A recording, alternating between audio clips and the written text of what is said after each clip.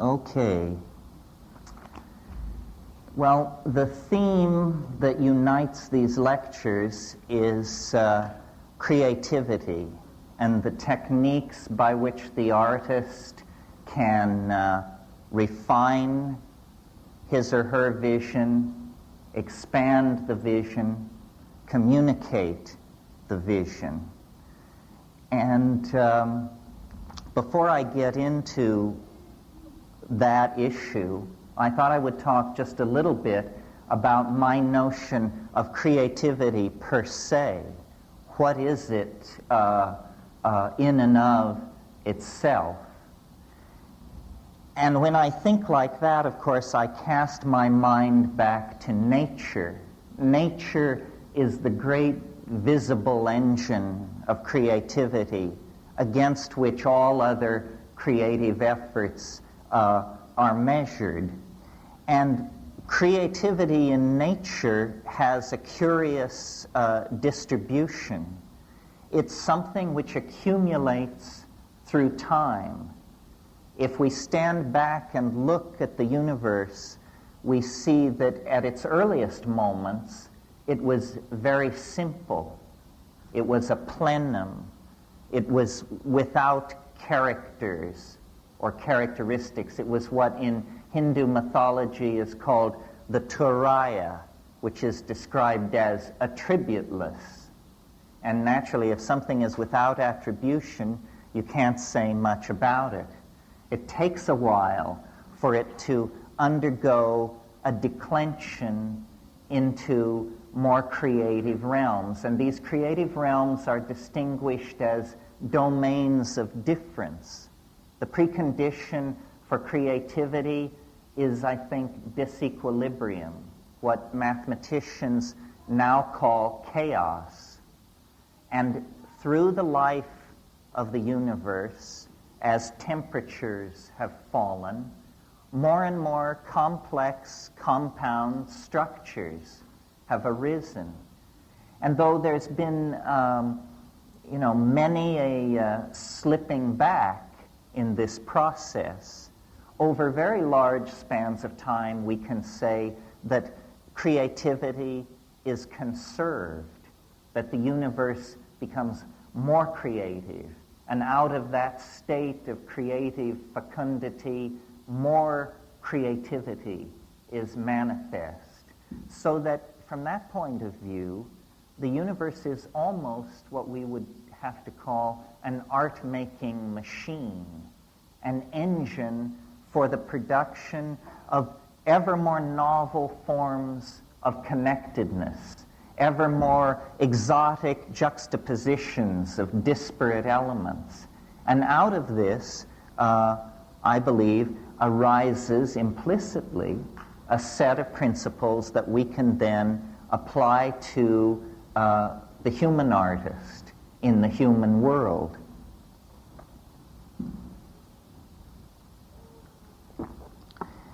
Nature's creativity is obviously the wellspring of human creativity. We emerge out of nature almost, and this idea I think was fairly present close to the surface of the medieval mind, we emerge out of nature almost as its finest work of art. The medieval mind spoke of the productions of nature. This is a phrase you hear as late as the 18th century, the productions of nature.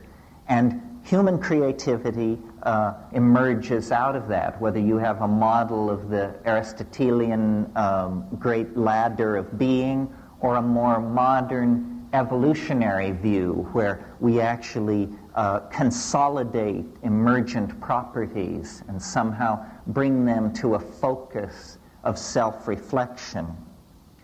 Now, I'm sure that we couldn't carry out a discussion of this sort without observing that the prototypic figure for the artist, as well as for the scientist, is the shaman.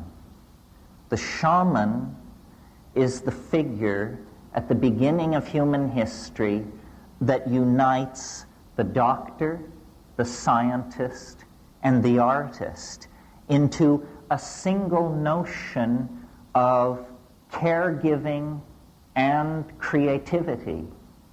And I think that, to whatever degree art over the past several centuries has wandered in the desert, it is because this shamanic function has been either suppressed or forgotten. And different images of the artist have been held up at different times. The artist as artisan, the artist as handmaiden of a ruling class or family, the artist as designer for the production of integrated objects into a civilization. This notion of the artist as mystical journeyer, as one who goes into a world unseen by others and then returns to tell them of it, was pretty much lost in the post-medieval and Renaissance conception of art up until the late 19th century or early 20th century, where, beginning with the Romantics, there is a new permission to explore the irrational. This really is the bridge back to the archaic shamanic function of the artist. Permission to explore the irrational. The Romantics did it with their elevation of titanic emotion, romantic love specifically. The symbolists in the mid-19th century did it by a re-emphasis on the emotional content of the image and a rejection of the previous rationalism. And that emphasis on the image and on the emotions set the stage then for what I take to be the truly shamanic movements in art, which begin really with Alfred Jarry in the late 1880s and early 1890s. Jarry, you may remember, was the founder of something called the École du Pataphysique, the Pataphysical College. Jarry announced pataphysics is the science. The problem was nobody could understand what it meant or what it stood for, including Jarry. Jarry was tight with L'Entremont, who you may recall said, "I am fascinated with that kind of beauty that arises when a sewing machine meets a bicycle on an operating table." See, this was a true effort to bend the boundaries of art, to create new permission really for the unthinkable. And this, again, reinforces the shamanic function. What do we mean when we say the unthinkable? We mean the envelope of that which can be conceived. And for at least 200 years, the ostensible mission of the artist has been to test the conceptual and imagistic envelope of what the society is willing to tolerate. And this has taken many forms. The deconstruction of imagery that we get with abstract expressionism, going back into impressionism and the pointillists, or the permission for the irrational imagery of the unconscious, surrealism, and German expressionism make use of this permission. Always the idea being to somehow destroy the idols of the tribe, dissolve the conceptual boundary of ordinary expectation. Well, in order to do this, it seems to me there is a precondition for the creation of art, which I call understanding. And I don't mean this in an intellectual sense. I mean it in the sense that Alfred North Whitehead intended when he defined understanding as the apperception of pattern as such. As such. There's nothing more to it than that. You see, if we were to look at this room and we were to squint our eyes, and I'm doing this right now, and I see that the room divides itself into people dressed in red and people dressed in blue. This is a pattern, and it tells me something about what I'm looking at. Now I shift my depth of field. Now I'm looking at where men are sitting and where women are sitting. This is a different pattern, and it tells me more about what I am looking at. The number of these patterns theoretically present in any construction is infinite. That says to me then that the depth of understanding cannot be known. It cannot be known. Everything is immanent. William Blake makes this point, that you can see infinity in a grain of sand.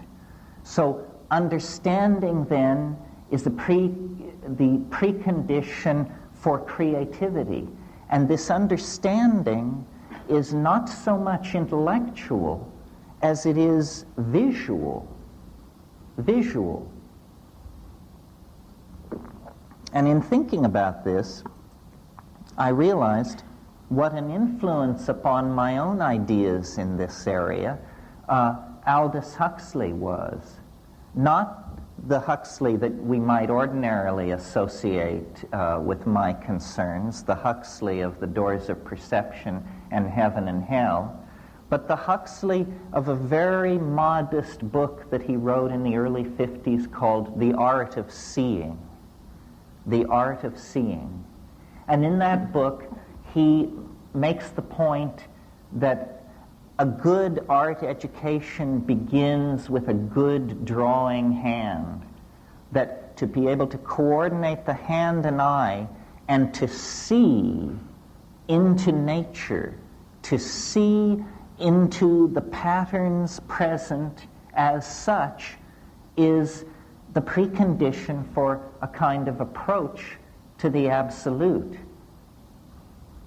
Now, out of this process of seeing, which I'm calling understanding, the creative process ushers in novelty.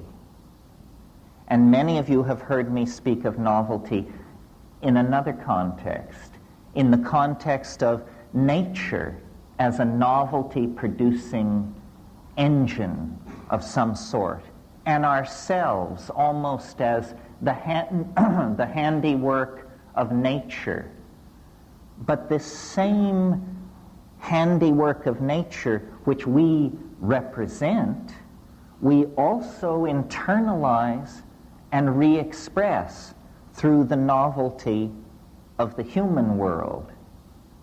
Well, now, if we take seriously the shamanic model as a basis for our authentic art, then certainly in the modern context, what we see missing from the repertoire of the artist are shamanic techniques. And it's for the discussion of these shamanic techniques, I believe, that I was brought here this evening. So I want you to cast your mind back to a great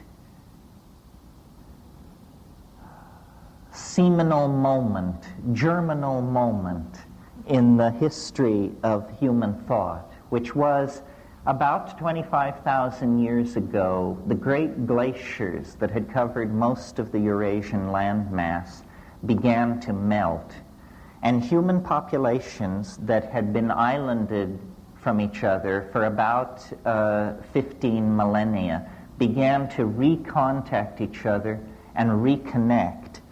And out of this comes what is called the Magdalenian Revolution from 18,000 to 22,000 years ago. And what it is nothing less than a tremendous explosion of creativity and aesthetic self-expression on the part of the human species. We find for the first time, bone and antler technology takes its place along with stone technology. Musical instruments appear over a wide area. And cave paintings, some paintings in areas and recesses so remote from the surface of the ground that it takes several hours to reach them, are painted and set up in dramatic tableaus specifically designed to bring together sound, light, and dance in hierophanies, extravaganzas of aesthetic output that invoke a kind of transcendent other that human beings for the first time are trying to come to grips with and make some kind of cultural statement about. And this pulling into matter of the ideas of human beings, first, in the forms of beadwork and chipped stone and carved bone, within 20,000 years ushers into the kinds of high civilizations that we see around us and points us toward the kind of extraplanetary mega-civilization that we can feel operating on our own present like a kind of great attractor. Now, this whole intellectual adventure in exteriorization of ideas is entirely an aesthetic adventure. Until very recently, utility is only a secondary consideration. The real notion is a kind of seizure by the tremendum, by the other, which then forces us to take up matter, clay, bone, flint, and put it through a mental process where we then excrete it as objects that have lodged within them ideas. This seems to be the special, unique, transcendental function of the human animal, is the production and condensation of ideas. And what made it possible for the human animal is language. If you're seeking the thumbprint of the transcendental on the myriad phenomena that compose life on this planet, to my mind, the place to look is human language. Human language represents an ontological break of major magnitude with anything else going on this planet.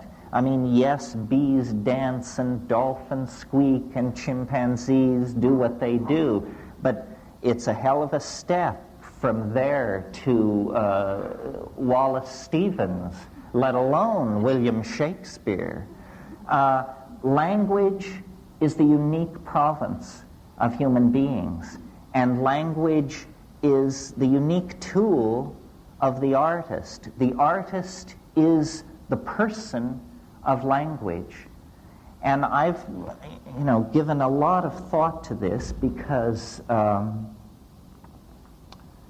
the work that I've done with psilocybin mushrooms and the observations of psychedelic plant use in the Amazon centered around ayahuasca lead me to the conclusion that it is the synergy and catalysis of language that lies behind not only the emergence of human consciousness out of animal organization, but then its ability to set a course for a transcendental dimension and pursue that course against all the vicissitudes of biology and history over 10 or 15,000 years. Language has made us more than a group of pack-hunting monkeys. It's made us a group of pack-hunting monkeys with a dream.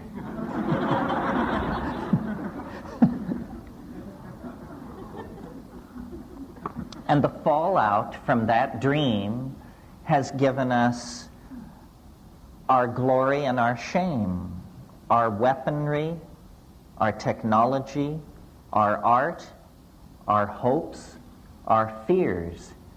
All of this arises out of our own ability to articulate and to communicate with each other. And I use this in the broadest sense. I mean, for me, the glory of the human animal is cognitive activity, song, dance, sculpture, poetry, all of these cognitive activities. When we participate in them, we cross out of the domain of animal organization and into the domain of a genuine relationship to the transcendent. As you know, shamans in all times and places gain their power through relationships with helping spirits, which they sometimes call ancestors, sometimes call nature spirits, but somehow the acquisition of a relationship to a disincarnate intelligence is the precondition for authentic shamanism. Now, nowhere in our world do we have an institution like that we do not consider pathological, except in the now very thinly spread tradition of the muse, that artists, alone among human beings, are given permission to talk in terms of my inspiration, or a voice which told me to do this, or a vision that must be realized. The thin line, the thin thread of shamanic descent into our profane world leads through the office of the artist. And so, if society is to somehow take hold of itself at this penultimate moment, as we literally waver on the brink of planetary extinction, then the artist, like Ariadne following her thread out of the labyrinth, is going to have to follow this shamanic thread back through time.